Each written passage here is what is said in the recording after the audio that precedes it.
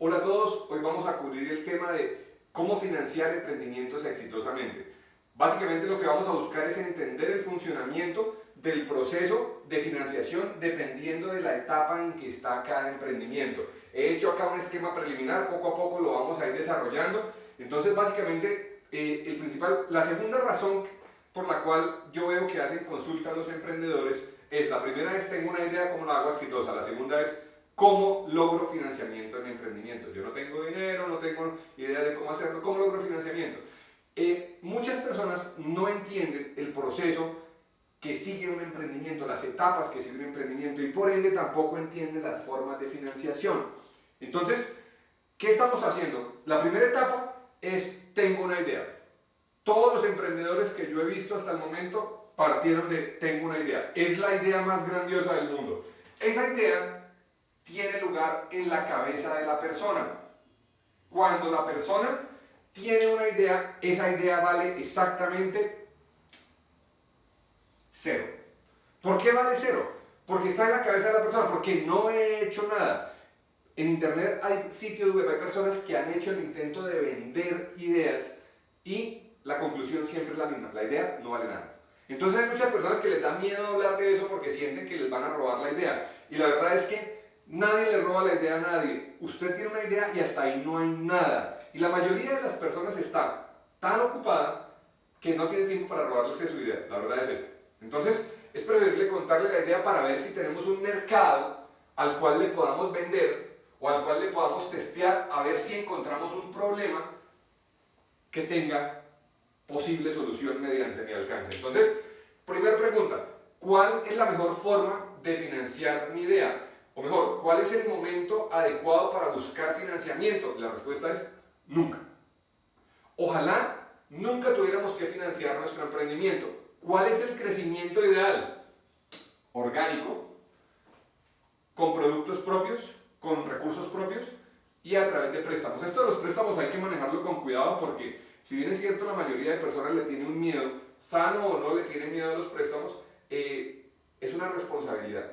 Y se van a dar cuenta que no es una responsabilidad superior a la que van a adquirir con socios más adelante. Entonces hay personas que prefieren buscar socios a buscar préstamos.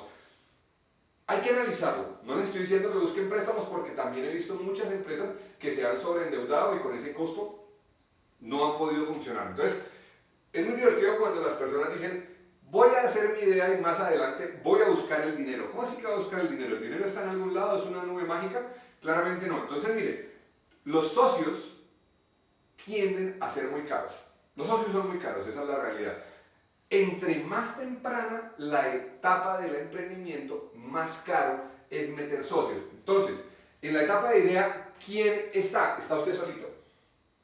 Está usted solo, usted es dueño del 100% y ese 100% vale exactamente cero. Ese 100% no vale nada. ¿Por qué? No han hecho nada. Entonces, como no han hecho nada, el valor de su empresa no es nada. Cuando tengo una idea, la mayoría de empresas exitosas del mundo no surgen de una sola persona, la mayoría surgen de un trabajo colectivo y en la mayoría de los casos de dos cofundadores. Puede que después se separen, pero la mayoría de los casos exitosos de emprendimientos modernos son cofundadores. Entonces, si ustedes están en etapa 2, están en etapa de cofundadores. Entonces, en la etapa de los cofundadores, ¿uno qué hace? Uno cede un porcentaje que normalmente está entre el 50% y el 60%, el 40%.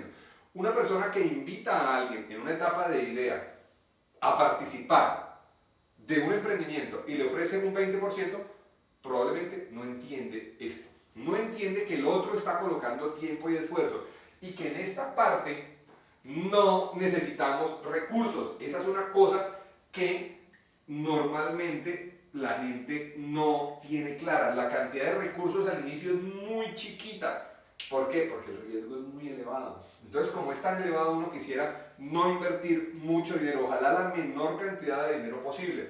¿Listo? Entonces, con el cofundador, ¿uno qué hace? Pues busca público. Utiliza metodologías como Design Thinking, como pensamiento de diseño, metodologías Lean y otras metodologías ágiles o Agile que les permiten testear y encontrar un problema y soluciones rápidas y baratas. Testear de manera barata, ahí todo es económico, ¿sí? Entonces, en estas dos etapas, ¿qué sí les puede servir? los programas de apoyo gubernamentales. Hay programas estructurados específicamente para eso. En Colombia les pongo un ejemplo, apps.co es un programa gratuito que no pide participación a las empresas y eso es algo que hay que tener en cuenta cuando ustedes piensen en un programa de financiación, porque hay programas de aceleración o de incubación que piden un porcentaje de entrada y bueno, hay que ver si es el socio adecuado o no. Entonces, venimos de que la idea vale cero y estamos trabajando con el cofundador y le cedemos un porcentaje. ¿Cuál es la siguiente etapa? La etapa inicial. En la etapa inicial tenemos básicamente un producto y un servicio que está siendo testeado en un mercado y que ese mercado nos está respondiendo. Pregunta típica de ahí, ¿hay ventas? La respuesta es, puede haber ventas y puede no haber ventas. Entonces, ¿cuál es la fuente de financiación más común en esa etapa inicial? Las 3 Fs. Friends, Family and Fools. Familia, amigos y tontos. Esa es la verdad. Es una etapa de altísimo riesgo. Entonces, ¿de dónde sale el dinero? De los tíos, de las tías, de la mamá, del papá, y eso no está mal. Pero, o de pronto a veces de terceros, externos, ¿sí? Del amigo rico, ¿sí? Eso puede funcionar, pero hay que hacerle entender a las personas que en etapa inicial estamos en capital de riesgo. Capital de riesgo implica que es muy probable que eso no funcione y que si ese dinero se pierde, usted no se lo tiene por qué pagar. Eso en Latinoamérica es supremamente difícil de hacérselo entender porque estamos acostumbrados al modelo de préstamos tradicionales. ¿Listo? Entonces, si las personas, sobre todo con terceros, familia, he visto muchas familias que tienen problemas con eso porque dicen, yo le di a él y él me robó. Y él no le robó, él hizo una iniciativa, hizo lo que iba a hacer, trabajó responsablemente y no se dio. Entonces las personas no entienden el concepto de capital de riesgo en la etapa inicial. Hay un modelo relativamente nuevo que ha sido bastante exitoso y es el crowdfunding.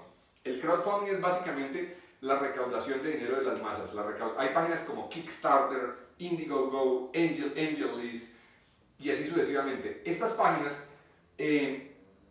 no ceden un porcentaje para nadie. Esa es una cosa muy interesante. Entonces, ¿qué hacen estas páginas? Básicamente usted coloca su producto, su prototipo de alta fidelidad o los productos que ya tiene y le dice a un poco de gente que son early adopters o adoptadores tempranos y les dice, mire, yo tengo un producto y yo quiero hacer más de él. Este es el video, este es el dibujo, este es el prototipo, pero eso es de muy alta calidad. Y buscan financiación, pero de ventas. No están financiando la empresa propiamente, sino lo que están es realmente un modelo de ventas. Y funciona muy bien. Hay muchos productos que han recaudado millones de dólares con ese modelo. Ellos recobran un porcentaje que varía según las empresas.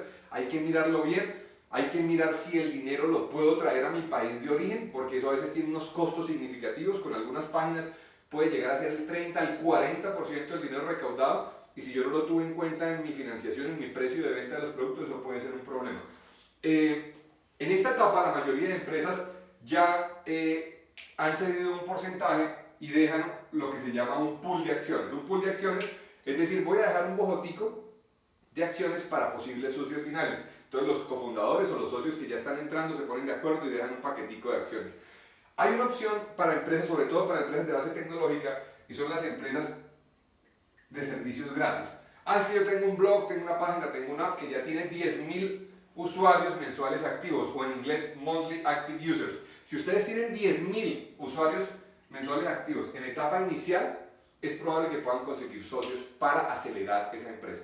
Si tienen 1.000, 1.500, están lejos todavía. ¿Listo? Entonces, estamos en etapa inicial. Después de la etapa inicial, sigue la etapa de capital semilla. Esto es importante porque la mayoría de personas sigue sin entender que el capital semilla no entra sino hasta acá. ¿Cómo se llaman la mayoría de inversionistas que entran en esta etapa? Inversionistas ángel.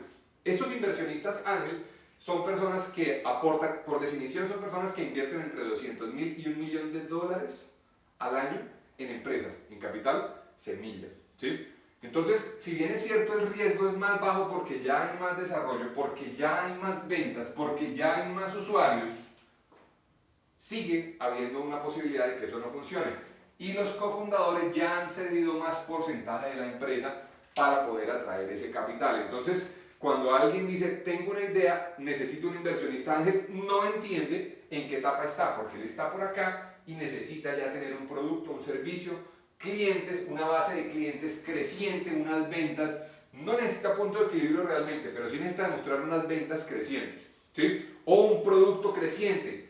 Es un producto gratis, no tiene muchos ingresos, pero está creciendo la base de usuarios. Eso tiene valor hoy en día. Si ustedes han visto empresas que se venden por cientos de millones de dólares que no tienen ingresos, cero ventas, pero tienen una base de usuarios enorme. Entonces eso es nuevo, eso antes no se podía hacer.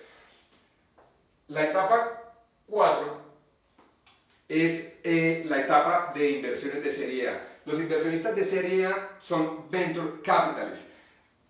Por definición, los venture capitalists no invierten su propio dinero. Los venture capitalists son personas que reúnen el dinero de otros inversionistas y lo invierten en empresas. Entonces, ¿ellos qué hacen? Analizan emprendimientos, empresas de todo tipo y dicen, señor, esta oportunidad es buena, el porcentaje de riesgo tiene sentido, invertamos el dinero ahí. Esa es una empresa de serie A. Para eso hay que aplicar a rondas de serie A, ¿sí? Eso es mucho más estructurado. Entonces, cuando alguien, este término venture se ha maltratado mucho.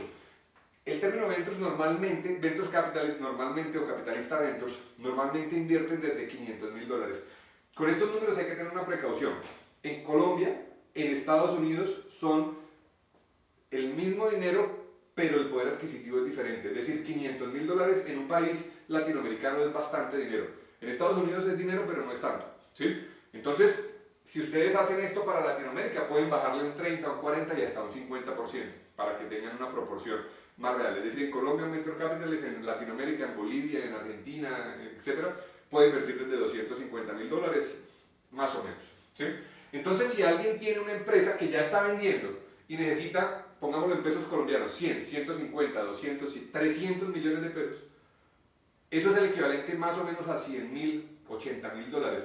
Y logra que lo atiendan y va a una rueda de inversión de serie A, probablemente está perdiendo el tiempo, porque para los inversores de capital, para los venture capitalists, es una inversión de $100,000 probablemente es muy atractiva, ¿sí? Entonces quizá lo devuelvan a capital semilla.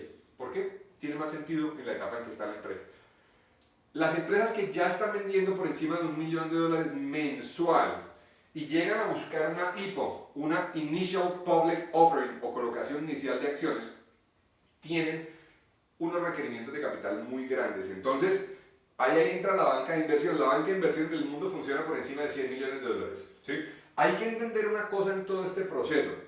Cada uno de los socios que yo vinculé, bien sean en capital de riesgo, en capital semilla o en serie A, yo les cedí algo, pero también me comprometí con ellos con algo. Entonces, cuando yo hago una IPO, una colocación de acciones, para este público, y le digo a todo el mundo, bueno, ahora pueden comprar mis acciones públicamente, la gente, en un momento la valoración de la empresa se dispara. Entonces, por ejemplo, si alguien pagó $1 millón por el 1% de la empresa, pues podemos decir que la empresa vale $100 millones. En esas IPO, en esas colocaciones iniciales, esa valoración se dispara rapidísimo, ¿sí? Entonces, los dueños de repente pasan de ser alguien a ser millonarios o ser multimillonarios. Entonces mucha gente le apunta a eso, pero la verdad es que en ese momento ¿usted qué hizo? Usted democratizó su empresa y empezó a tener responsabilidad con un montón de gente que antes no tenía. Entonces no es que ahí terminó el trabajo, sino normalmente ahí empieza el trabajo verdadero. Entonces, en Colombia, por ejemplo, en banca de inversión, si usted no tiene inversiones por encima de 250.000 millones de pesos, que son casi $100 millones, no le sirve la banca de inversión, no le sirve una IPO, necesita otra cosa, necesita préstamo, necesita otra cosa, ¿sí? Entonces eso solo hay un porcentaje chiquitico de empresas que llegan a eso. Este proceso, no todas las empresas llegan a todos, hay unas que se quedan por acá, hay negocios planos que no pasan de acá, hay productos que a medida que avanzan tecnológicamente se vuelven obsoletos, entonces estas bases de clientes que van creciendo de repente desaparecen. Hay empresas que sale la competencia y las absorbe, etcétera, etcétera. Hay muchas cosas que pueden pasar con esto. Pero yo espero que con esta explicación mejoremos no solo el léxico, sino también el entendimiento de lo que estamos haciendo y dependiendo de la etapa que estamos, podemos mirar qué nos conviene más y qué modelos nos funcionan mejor para financiar nuestro emprendimiento de manera exitosa. Muchas gracias.